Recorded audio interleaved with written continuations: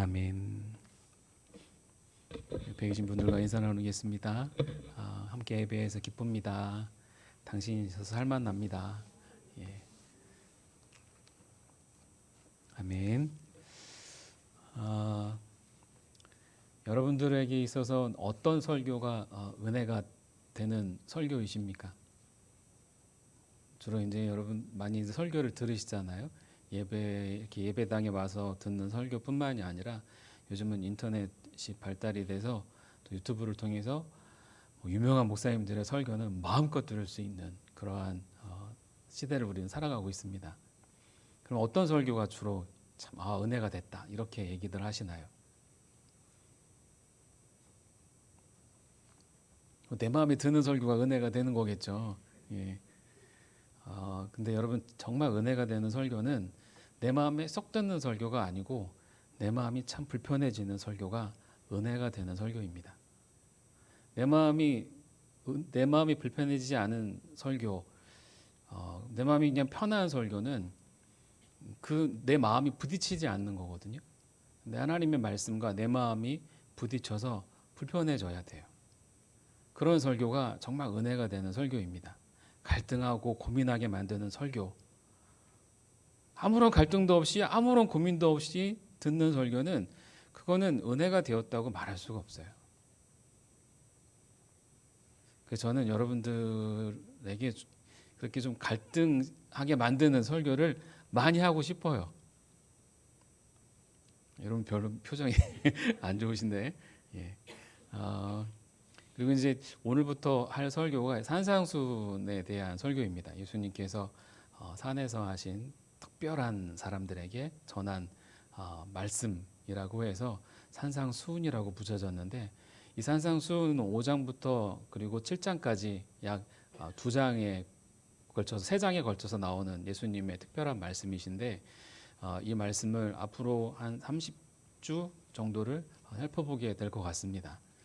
이 말씀들이 하나하나가 다 우리가 참 은혜가 된다라는 그러한 말씀이기보다는 참 불편하다 이러한 생각을 갖게 만드는 말씀들입니다. 여러분들 30주 동안 단단히 마음 먹으셔야 되는데 시험이 안 들도록 하나님 말씀을 듣고 내가 실족하지 않게 이렇게 얘기하는 말씀을 드리는 게, 이 말씀이 산상수훈의 말씀이 이렇게 그동안 우리가 전해왔던 그러한 말씀과는 좀 차원이 다른 말씀이기 때문에 그렇습니다. 오늘도 말씀을 들으시면서 내내 불편하실 수도 있는데 우리 옆에 계신 분들하고 한번 이렇게 인사 나눌까요? 오늘 설교 듣고 실족하지 맙시다. 네.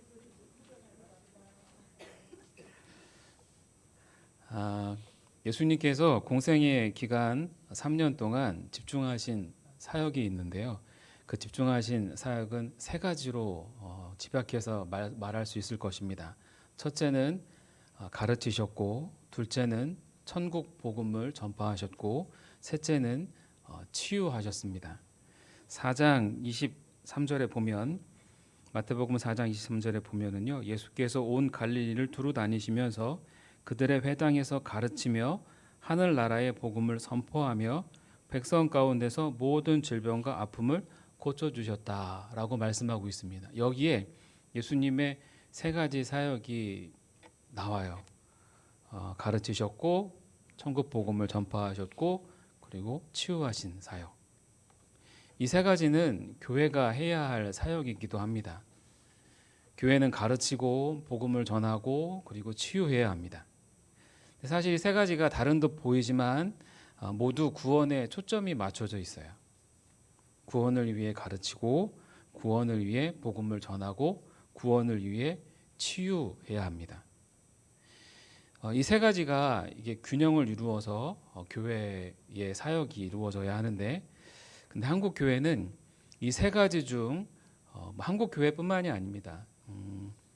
교회가 이 3가지 사역에 균형을 이루면서 집중해야 하는데, 3가지 중 복음을 전하고 그리고 치유하는 사역에만 집중해온 것이 사실 지금의 교회의 현실이었습니다. 이 2가지는 교회를 성장시키는데 굉장히 큰 역할을 해왔기 때문에, 그래서 대부분의 교회들이 전도와 치유에 집중합니다. 전도는 세속적인 복과 형통이라는 달콤한 말로 전해졌고, 치유는 육체적이고 정신적인 치유가 전부인 것처럼 그렇게 이루어져 왔습니다. 세상적인 복과 형통을 누리지 못하면 믿음이 없고, 그것을 누리면 믿음이 있는 자라는 이상한 기준이 생겼으며, 또 육체적, 정신적으로 건강하면 하나님을 잘 믿는 것이고, 그렇지 않으면 하나님을 믿는 믿음이 약해서 그런 것이라고 몰아붙였습니다. 세속적인 복과 형통, 또 육체적, 정신적 건강을 좋아하지 않을 사람은 그 누구도 없습니다. 이것으로 인해 한국 교회가 성장한 것도 부인할 수 없는 사실입니다. 그런데 이 성장이 어느 한계점에 다다라서는 멈춰졌습니다. 복음 전파와 그리고 치유에 집중한 한국 교회가 성장을 멈춘 것은 이 복음 전파와 그리고 치유에 집중하지 않았기 때문 아닙니다. 이전보다 물론 더 열심히 하진 않았지만, 그러나 지금도 대부분의 교회들이 복음 전파와 치유 사역에 집중하고 있는 것이 사실입니다. 그럼에도 한국 교회가 성장하지 않고 더 이상 성장하지 않고 멈춘 이유는 무엇 때문일까요? 아니, 성장만 멈춘 것이 아니라 지금 한국 교회의 성도들의 수는 감소하고 있고, 그리고 한 교회가 이렇게 퇴보하고 있다라는 그러한 말까지 오고 가고 있습니다. 이전에는 세속적인 복과 그리고 형통, 육체적이고 정신적인 치유라는 달콤한 말이 통하였지만, 현대를 살아가는 사람들에게는 그 말들이 통하지 않습니다. 시대가 달라져서가 아닙니다. 그것은 예수님이 전파하신 복음 사역도 아니었고, 그리고 또 치유 사역도 아니었습니다. 복음 전파는 예수님을 믿고 그분을 주인으로 삼으며 천지를 지으신 하나님의 말씀대로 살아서 하나님의 나라를 이루어 갈 수 있도록 하나님의 뜻대로 살아가라고, 그렇게 복음을 전해줘야만 합니다. 그런데 현실은 복음을 증거할 때 어떻게 전하나요? 예수 믿으면 복 받습니다. 예수 믿으면 만사 형통합니다. 예수 믿으면 모든 것이 다 잘 됩니다. 예수 믿으면 건강해집니다. 이렇게 복음을 주로 많이 전해오지 않았습니까? 또한 치유 사역도 이 영혼의 예수님께서 치유하신 것은 단지 몸이나 정신적으로 건강하게 하기 위해서가 아닙니다. 영혼의 치유를 위해서 예수님은 그 치유 사역에 전념하셨던 것이죠. 영혼의 치유는 언제 일어나냐면 말씀 가운데 역사하시는 성령으로 말미암아 영혼이 치유됩니다. 영혼의 치유라는 것은 하나님의 자녀로의 회복을 말하는 것입니다. 단지 육체적인 병에서 고침받고 또 정신적으로 건강한 정신을 소유하는 그런 것이 아니라 하나님의 자녀로의 회복이 예수 그리스도께서 치유하신 사역의 근본 이유라는 것이죠. 이 두 번째와 세 번째 사역이 성공하려면 첫 번째 사역인 가르치는 일에 힘써야 합니다. 이것이 제대로 이루어지지 않으니까 교회가 세속적인 복과 형통만을 쫓고 육체적이고 정신적인 회복이 전부가 되어버린 것이죠. 제가 생각할 땐 그렇습니다. 그러한 교회가 세상에서 과연 매력적으로 보일까요? 세상의 복을 추구하고 그리고 정신적으로 육체적으로 건강만을 위해서 살아가는 그러한 사람들이 모인 교회가 세상적인 눈으로 볼 때, 믿지 않는 사람들이 눈으로 볼 때 그게 과연 매력적으로 보이겠냐는 거예요. 그러한 성도들에게 세상은 전혀 끌리지 않습니다. 왜 교회에서 말씀을 가르치려 하지 않고 사람들의 마음에 드는 달콤한 말들만을 전하려고 하는 것일까요? 그 외에는 받아들이려고 하지 않는 그러한 마음 때문 아니겠습니까? 아이들은 잘 받아들이니까 말씀을 가르치는 사역을 교회 학교에서는 열심히 합니다. 그러나 어른들은 가르치려고 하지 않습니다. 아이들만 가르쳐야 할까요? 성도들도 말씀을 배워야 합니다. 날 때부터 성경을 모두 다 알고 태어나는 사람이 어디 있겠습니까? 예배 시간에 설교 듣는 것으로는 한계가 있습니다. 제한된 짧은 시간에 일주일에 한 번 듣는 설교로 얼마나 큰 가르침이 되겠습니까? 간혹 주일 설교에 혹 놓친 것은 없는지 반복해서 듣는 그러한 분들도 계십니다. 그러한 분들에게 짧은 설교는 가르침이 될 수 있겠죠. 그러나 대부분 그냥 지나쳐 버립니다. 왜 그런 걸까요? 바로 이 가르침을 받아들이고 싶은 그러한 마음이 많지 않기 때문이죠. 아이와 어른 중 여러분 누가 더 고집이 셀까요? 아이들 고집 센 아이들이 많죠. 근데 아이들보다는 어른이 더 고집이 셉니다. 고집은 나이가 많을수록 세진다고 하죠. 그래서 나이가 먹을수록 고집이 세진다라는 그러한 말이 있고, 또 그러한 말을 우리가 대화할 때 흔히 말하지 않습니까? 아이들은 말하면 잘 듣고 또 따릅니다. 하지만 어른들은 말하면 잘 듣지도 않고 또 따르지도 않습니다. 이미 오랜 시간을 살아왔고, 그리고 경험했고, 자신만의 견고한 사고가 생겨서 그 사고가 자신만이 옳다고 하는 그러한 생각을 만들기 때문이죠. 자기 주장을 강하면서 자기 주장을 굽히지 않습니다. 교육하는 강사들이 가장 교육하기 어려운 대상을 성인이라고 말하는 것도 잘 듣는 것 같지만 또 바뀌지 않기 때문입니다. 여러분들 스스로 볼 때 여러분들은 어떠세요? 교회에서 예배하며 우리는 말씀을 듣습니다. 그 말씀을 나에게 하시는 말씀으로 듣는 성도가 과연 얼마나 될까요? 2080 법칙이 있습니다. 치약 이름이 아니라 이 파레토 법칙이라고 하는데, 이탈리아 인구의 20%가 이탈리아 전체 부의 80%를 가지고 있다고 주장한 이탈리아의 경제학자인 이 빌프레도 파레토의 이름을 따왔다고 해서 파레토 법칙이라고 하고요. 그리고 2080 법칙이라고 합니다. 전체 결과의 80%가 전체 원인의 20%에서 일어나는 현상이라는 것인데요. 근데 이것은 경제 원칙에만 해당이 되지 않습니다. 사람들이 모여 있는 모든 곳에 다 해당이 되는 법칙이기도 합니다. 어떤 공동체든 그 공동체를 위해 움직이는 사람들은 20%이며 80%의 사람들은 그냥 지켜보고만 있습니다. 그래서 그 20%의 사람들에 의해서 그 공동체가 움직여진다는 것이죠. 교회도 가르침을 받으려고 설교를 하나님이 주시는 말씀으로 받아들이려는 20%의 사람과 그 말씀을 받아들이려고 하지 않는 80%의 사람들이 있습니다. 이 20%의 사람들과 80%의 사람들의 차이는 무엇일까요? 예수님은 본문에서 그들을 제자와 무리로 구분짓고 계십니다. 예수님께서 가시는 곳마다 많은 사람들이 몰려들었습니다. 그곳에 몰려든 수많은 사람들을 뒤로하고 예수님께서 오늘 본문을 산상수훈을 말씀하시기 위해서 산에 오르셨습니다.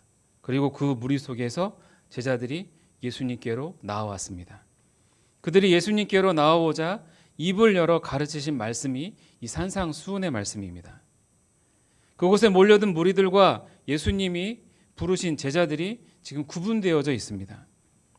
예수님이 산상수훈의 말씀을 가르치려고 하는 대상이 제자와 그리고 그곳에 몰려든 많은 무리인 듯 보이지만 이 산상수훈의 대상은 그 무리가 아닙니다.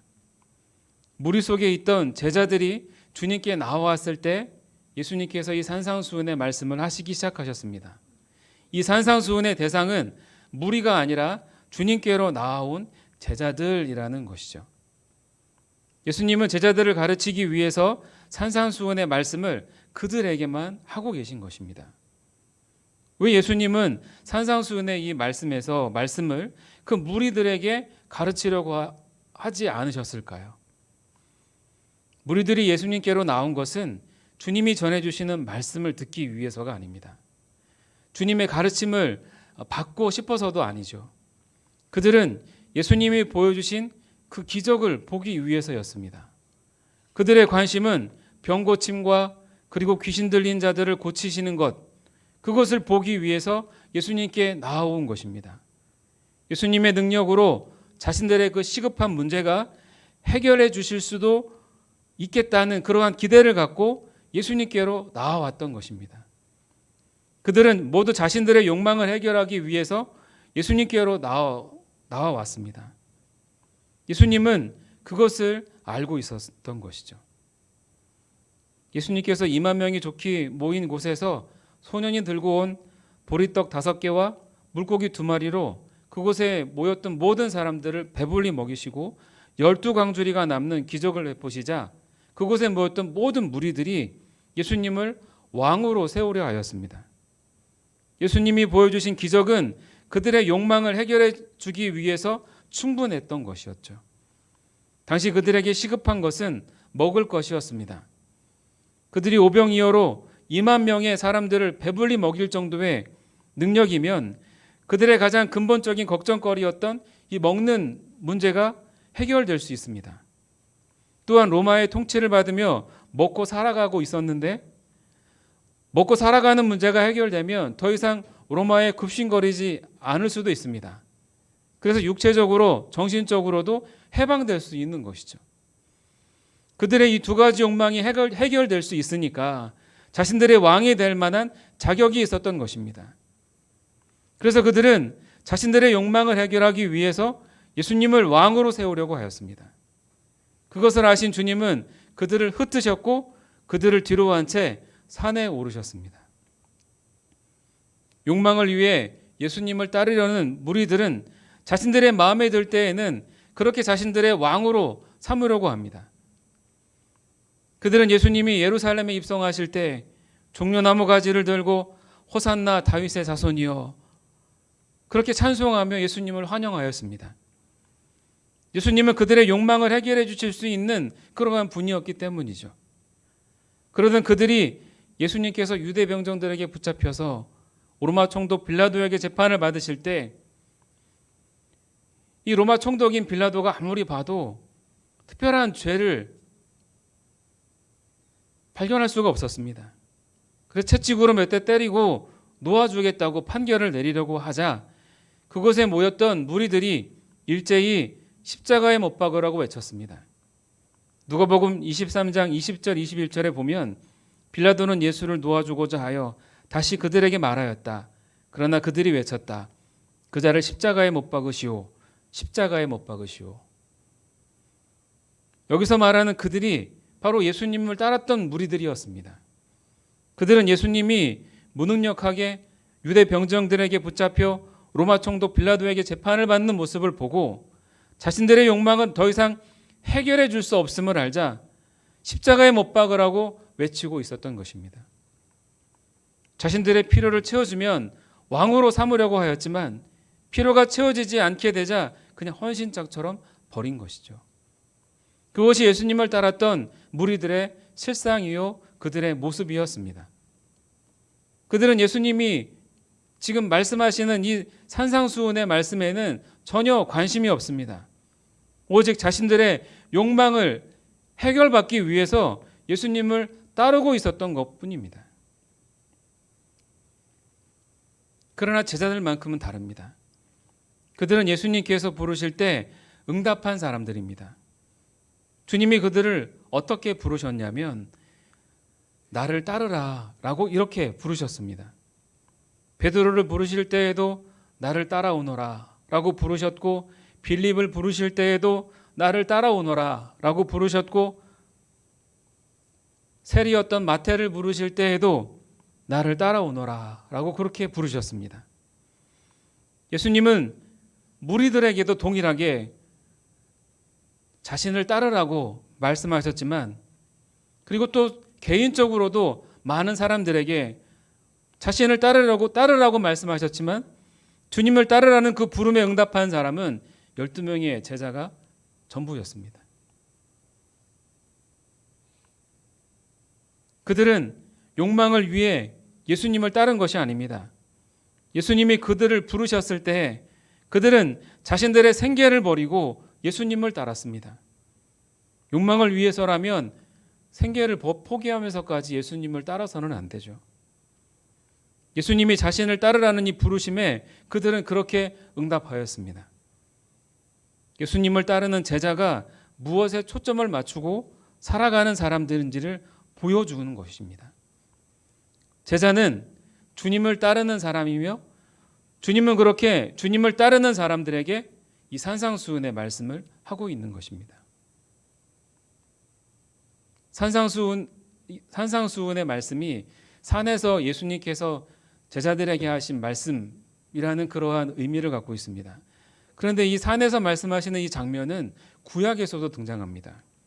애굽에서 해방된 이스라엘 백성들이 홍해바다를 건너서 시내산에 도착했을 때 하나님께서 모세를 시내산에 부르셔서 십계명을 주셨습니다. 430년간 노예의 삶을 살았던 이스라엘 백성들에게 삶의 기준이 될 만한 원칙이 당시에 없었습니다. 애굽에서 해방된 그들은 더 이상 이제 애굽의 노예가 아니라 하나님께서 선택받은 특별한 백성들입니다. 이제 노예의 삶이 아니라 선택받은 백성으로 살아가야 합니다.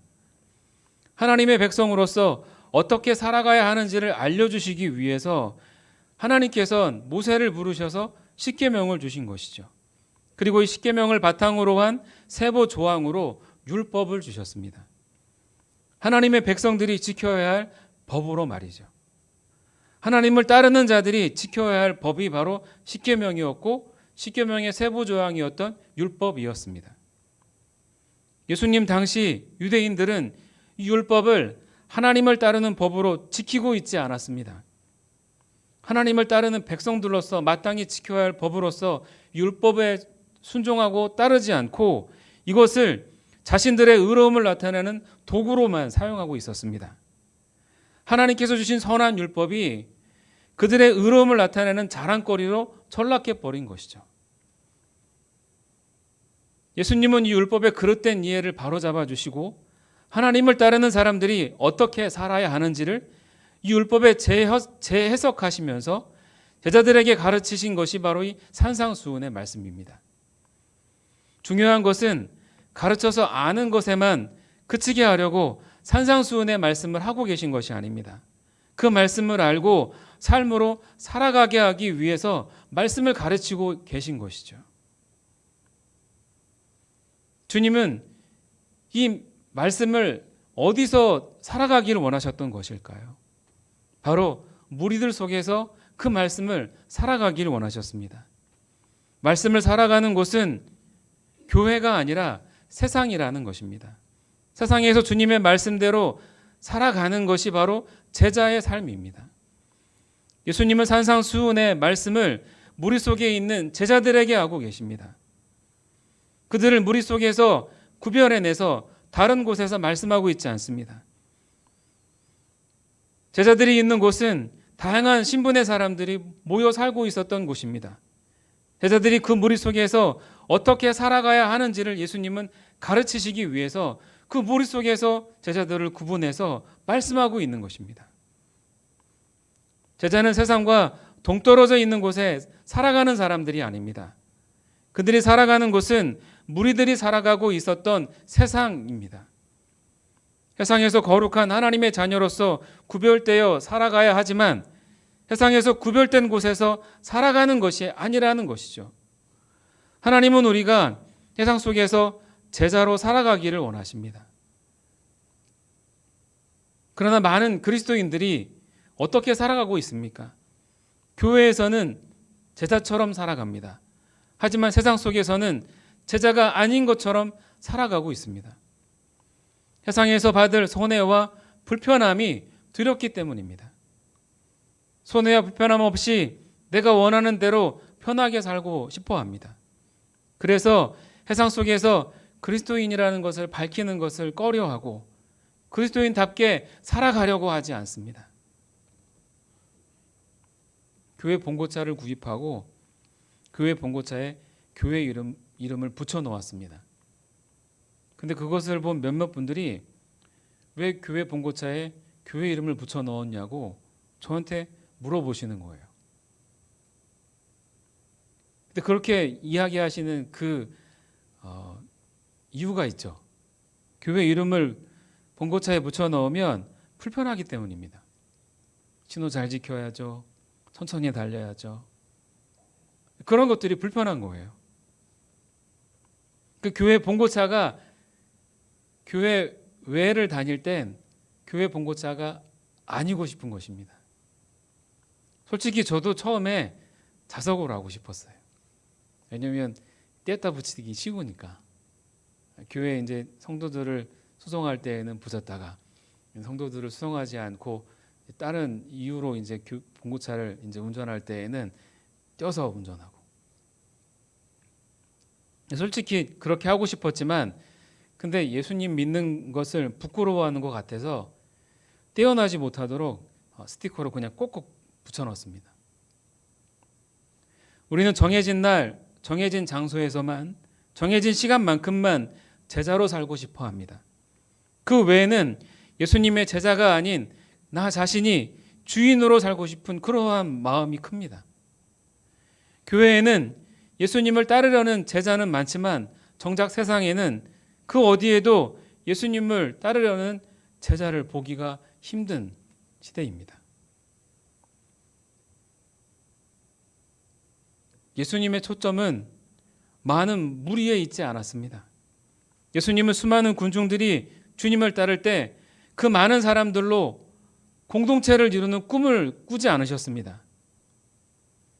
오병이어의 기적을 내푸실 때 주님을 따랐던 장정만 5천 명이었고 어린아이 노인까지 합하면 2만 명이 좋게 넘는 그러한 사람들이 운집해 있었습니다.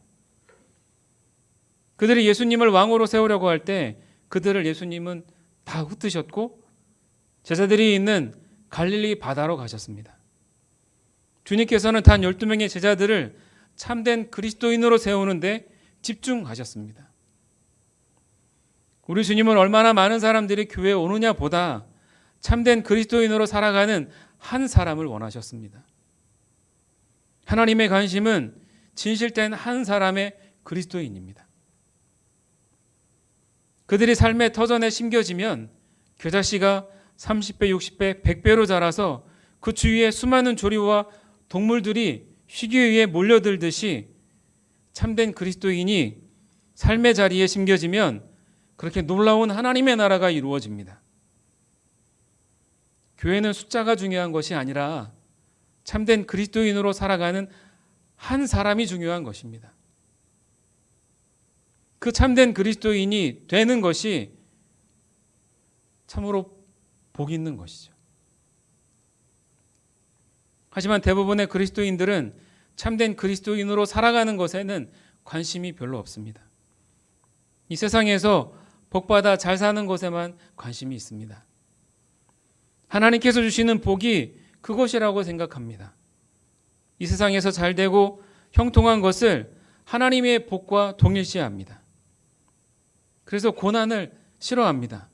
고난이 오면 부끄러워하고 죄스러워합니다. 고난은 부끄러워할 것도 아니고 죄스러워할 것도 아닙니다. 그런데 고난을 부끄러워하고 죄스러워합니다. 전혀 그렇게 생각할 필요가 없는데도 하나님의 복은 잘 되고 형통한 것, 하나님의 저주는 고난이라는 사고가 팽배하니까 고난을 싫어하는 것입니다. 우리나라에 온 선교사들이 편안한 삶을 뒤로하고 이 땅에 온 것은 잘 사는 방법을 전하기 위해서가 아닙니다. 그들은 조선에 사는 사람들이 사람답게 살 수 있게 하려고 이 땅에 왔던 것이죠. 우리나라 초기 기독교인들이 그들로부터 복음을 듣고 예수님을 믿은 것은 세상이 말하는 그러한 잘 사는, 그러한 잘 살기 위해서 믿은 것이 아닙니다. 사람답게 살려고 예수 그리스도를 믿은 것입니다. 예수님을 믿지 않으면 영혼이 죽은 존재입니다. 동물과 다를 바가 없습니다. 사람은 예수님을 믿지 않으면 동물처럼 그렇게 본능대로 살다가 영원한 멸망으로 향해 가는 존재입니다. 그러나 예수님을 믿을 때 성령이 임하여서 영원히 살아서 참 사람으로 살아갈 수 있게 되는 것이죠. 하나님께서 우리를 만드신 목적대로 살아간다는 것입니다. 즉 예수님을 믿을 때 사람답게 살 수 있다는 것입니다. 악한 사단은 우리에게 사람답게 사는 것이 아니라 본능대로 살라고 말합니다. 동물처럼 본능이 원하는 대로 살라고, 그것이 사람이라고 말합니다. 그러나 그렇지 않습니다. 그것은 사람이 사는 것이 아닙니다. 예수님이 이 땅에 인간의 형상으로 오셔서 우리에게 사람답게 사는 것을 몸소 보여주지 않으셨습니까? 우리 죄를 위해 십자가에서 죽으심으로 낮고 천한 자리에서 우리를 섬김으로 그것이 사람답게 사는 것임을 보여주셨습니다. 하나님이 아담을 만드셨을 때 아담이 한 것은 왕이 되는 것이 아니었습니다. 수많은 피조물 위에 군림하는 것도 아니었습니다. 성경은 아담이 하나님께서 창조하신 창조물들에게 이름을 지어주었다라고 말씀합니다. 자신을 가장 뛰어난 존재로 만드셨는데도 아담은 자신보다 낮은 피조물들을 섬겼습니다.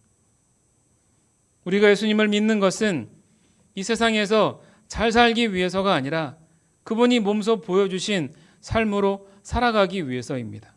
그분이 몸소 보여주신 그 삶을 따라가기 위해서입니다. 예수님을 믿는 것이 우리가 이 세상에서 부귀영화를 누리고 만사 형통을 위해 우리가 예수님을 믿는 것이라면, 세상이 말하는 그 성공의 잣대로 우리가 예수님을 믿고 있다면 우리는 예수님의 제자가 아니라 예수님을 따랐던 그 무리일 수 있습니다.